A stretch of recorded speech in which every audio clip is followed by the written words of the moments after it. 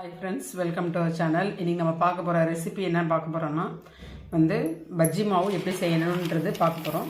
அதுக்கு நான் கடலைப்பருப்பு ஒரு 1/2 கிலோ எடுத்திருக்கேன். கழுவி காய போட்டு எடுத்து வச்சுருக்கேன். அந்த மாதிரி பச்சரிசி 1/2 கிலோ எடுத்து கழுவி காய போட்டு வச்சுருக்கேன். இது ரெண்டுத்தையும் நம்ம அரைச்சிட்டு வந்துடலாம். ரெண்டுமே ஈவனாக எடுத்துக்கணும். இது 1/2 கிலோ எடுத்தோம்னா இதுவும் 1/2 கிலோ தான் எடுக்கணும். கடலைப்பருப்பும் இப்போ ரெண்டுத்தையுமே நம்ம கழுவி வச்சுருக்கோம் இல்லைங்களா. இதை மிஷினில் கொடுத்து அரைச்சிட்டு எப்படி செய்யலான்றது நான் காமிக்கிறேன். இந்த மாதிரி மிக்ஸ் பண்ணி வச்சுட்டு நம்ம போய் அரைச்சிட்டு வந்துடலாம். ஃப்ரெண்ட்ஸ் பாருங்கள், இப்போ நம்ம அரைச்சிட்டு வந்திருக்கோம். பாருங்கள், இந்தளவுக்கு நைஸாக அரைச்சிட்டு வச்சுருக்கோம். இப்போ எப்படி செய்யலான்றது பார்க்க.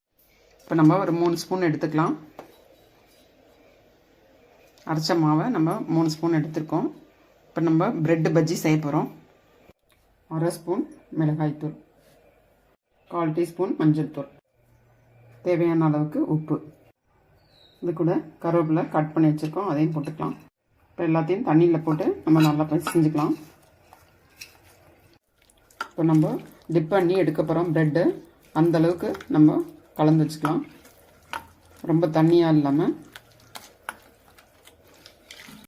இந்தளவுக்கு கலந்து வச்சுக்கலாம். இப்போ நம்ம ப்ரெட்டில் டிப் பண்ணி எடுக்க போகிறோம். நம்ம கை போடாமல் இந்த மாதிரி நம்ம ஸ்பூனால் போட்டு நீங்கள் எடுத்திங்கன்னா ஈஸியாக இருக்கும். எண்ணெய் சூடாயிடுச்சு, நம்ம ஒன்றா போட்டு பொரிச்சு எடுத்துடலாம். இப்போ எண்ணெய் லைட்டாக மேலே இப்படி இந்த மாதிரி எடுத்து போட்டோன்னா நம்ம லைட்டாக இருந்திருக்கும். எடுத்து நம்ம திரும்பி போட்டுடலாம் ஒவ்வொன்றா. ஃப்ரெண்ட்ஸ் பாருங்கள், இப்போ நம்ம ஒரே வீடியோவில் பஜ்ஜி மாவு எப்படி ரெடி பண்ணணுன்றது நான் சொல்லியிருக்கிறேன். நீங்கள் அதை ட்ரை பண்ணி பாருங்கள், அது ரொம்ப யூஸ்ஃபுல்லாக இருக்கும். இப்போ நம்ம பிரெட் பஜ்ஜி நம்ம செஞ்சுருக்கோம் பாருங்கள், ரெடியாக இருக்குது.